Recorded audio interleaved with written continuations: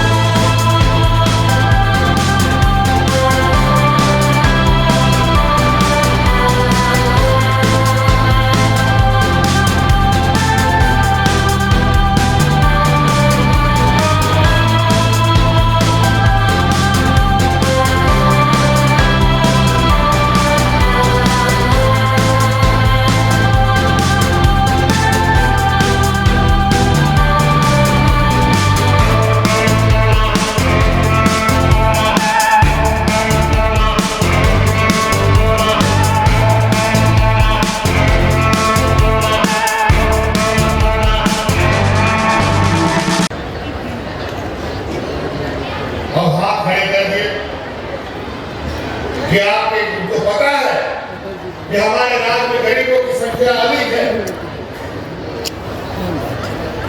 और उनको ये भी पता है केंद्र की सरकार को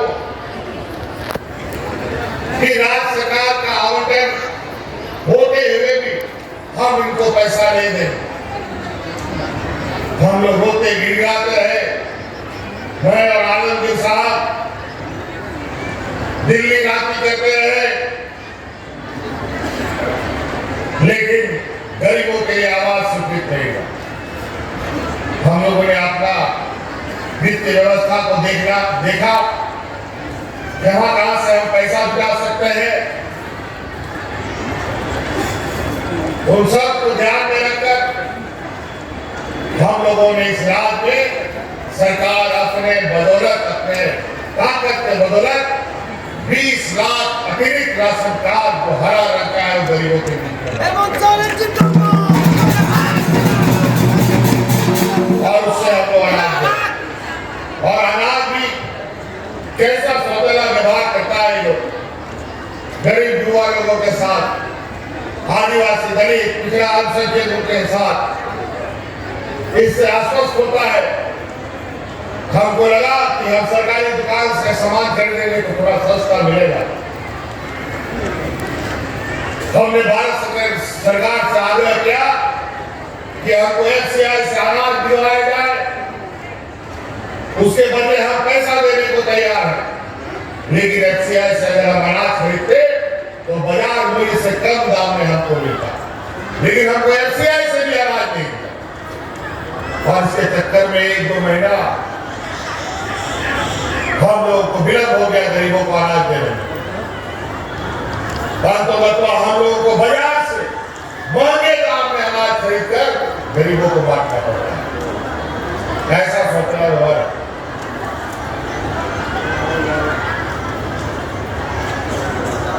अब उसके बाद ये गुजरते होने लगे और अभी हम लोगों ने अपनी वित्त व्यवस्थाओं को आप लोगों को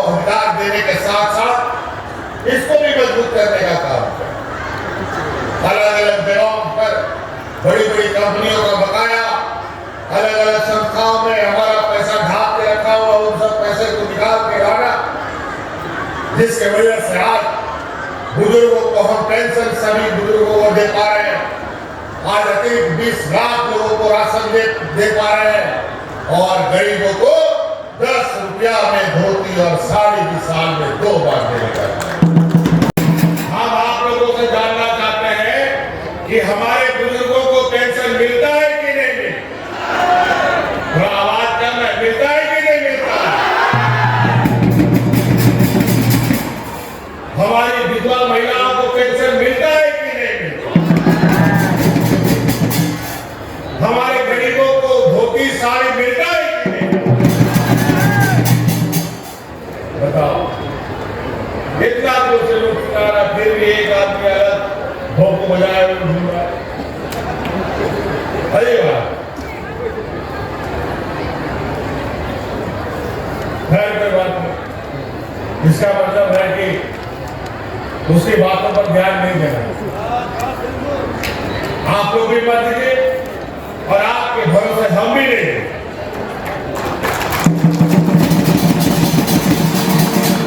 तो इसलिए हमें अपना काम करना है। 2021 में हम लोगों ने पहला गठरी बांध करके आपकी योजना, आपकी सरकार, आपकी द्वार कार्यक्रम प्रारंभ किया। उस समय बहुत जगहों पर सड़क नहीं, पुल नहीं, पुलिया नहीं, मंत्री, विधायक, डीसी, एसपी ट्रैक्टर में कुर्सी रख करके बैठ के जा रहा, कोई बैलगाड़ी में जाता, कोई मोटरसाइकिल में जाता। लेकिन पंचायतों में, आपके दरवाजे में जो बीडीओ, सीओ, कर्मचारी कभी डाटा नहीं था, अपना ब्लॉक कार्यालय का कंप्यूटर, लैपटॉप और प्रिंटर शिविरों में बैठा हुआ। पहला चरण में लगभग 35 लाख आवेदन हमको मिला। उसी प्रकार 2022 में हम लोगों ने दूसरा चरण का शिविर प्रारंभ किया। उस शिविर के माध्यम से 55 लाख आवेदन मिले और ये अब 2023 का तीसरा चरण का शिविर अभी हम लोगों ने कल प्रारंभ किया। और हमारा देखा देखी कई राज्यों में सरकार आपके द्वार की इस तरीके की योजनाएं बनाकर प्रारंभ की। कई राज्य हमसे भी थे, साल में 2-2, 3-3 शिविर लगा दे रहा, क्योंकि मुझे लगता है कि शिविर के माध्यम से जो हम लोगों को, हमारे ग्रामीणों के समस्याओं के बारे में जो सूक्ष्म जानकारी प्राप्त हो रही है, वो पता नहीं पहले कभी नहीं देते। पहला चरण का शिविर इस तरीके से था कि बूढ़ा बुजुर्ग लोग बेचारा रोज धक्का खाता था पेंशन के लिए। विधवा महिला 40 वर्ष नहीं होती थी तब तक पेंशन के लिए फॉर्म भी नहीं भर सकती। विकलांग बेचारा लोग 18 साल का नहीं होता था, उसको पेंशन नहीं मिलता। हर चीज में कैप लगा हुआ था, इससे अधिक पेंशन नहीं मिलेगा। इतना पेंशन का भरमार आ गया और इस बात की जानकारी हमें थी कि पेंशन को लेकर समस्याएं आई, क्योंकि इस समस्या का समाधान राज अलग होने से पहले और राज अलग होने के बाद भी किसी ने समाधान नहीं दिया। ना किसी ने एमपी के बस की बात थी, ना किसी एमएलए की बस की बात थी, सरकार की बस की बात थी। लेकिन बेईमानों की सरकारों ने आपको अपना अधिकार ना दे करके अपनी जेबें भरने का काम किया। और इसीलिए सबसे पहले हम लोगों ने इस राज्य की पेंशन की समस्या को समाधान किया और इस राज्य में सभी बुजुर्ग, सभी विधवा, सभी विकलांगों को पेंशन देने का काम हम लोगों ने शुरू किया। आज कोई राज्य में बुजुर्ग नहीं है जिसको पेंशन के लिए कोई दलाल के पीछे जाना पड़ेगा। जो 60 साल का होगा उसको पेंशन देना अनिवार्य है। जिस पदाधिकारी को आप दरखास्त देते हैं, आप 60 साल का हो गए हैं और वो पदाधिकारी आपको पेंशन नहीं देगा, तो वो पदाधिकारी बर्खास्त भी हो सकता है।